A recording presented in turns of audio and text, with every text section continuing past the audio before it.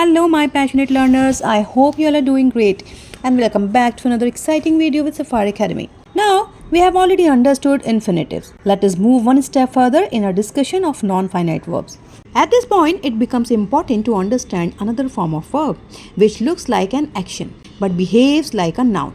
This form of verb is known gerund. Although it ends in ing, it does not always show an action in progress. Instead, it plays a different grammatical role in a sentence. So now the question arises, what is a gerund? When a verb changes its role and starts behaving like a noun, it is called a gerund. Since it does not show tense and cannot act as a main verb, it is classified as a non-finite verb. Alright, let's understand how gerunds are used in sentences. A gerund can perform various functions just like a noun. When a gerund appears at the beginning of a sentence and acts as the doer of an action, it functions as a subject. For example, reading improves knowledge. Here, reading is not an action happening right now. Instead, it names an activity. Since it acts as the subject of the sentence and does not show tense, it is a gerund. A gerund can also function as the object of a verb. For example, she enjoys listening to music. In this sentence, listening answers the question, what does she enjoy? Therefore, it works as the object. Although it looks like a verb, it functions as a noun, making it a gerund.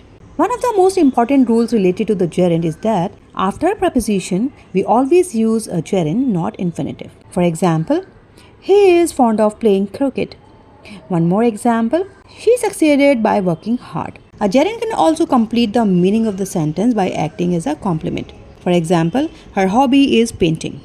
In this sentence, painting explains what her hobby is. It functions as a noun and completes the meaning of the sentence. At this point, confusion may arise between a gerund and a present participle because both end in ing. However, the key difference lies in their functions. Always remember, gerund acts as a noun while present participle acts as an adjective. Let's understand this with some examples. Having a smile makes a good impression. This is a gerund because it works as a noun. Next example, a smiling face makes a good impression. This is a participle and works as an adjective. To conclude, a gerund is a verb ending in ing that functions as a noun.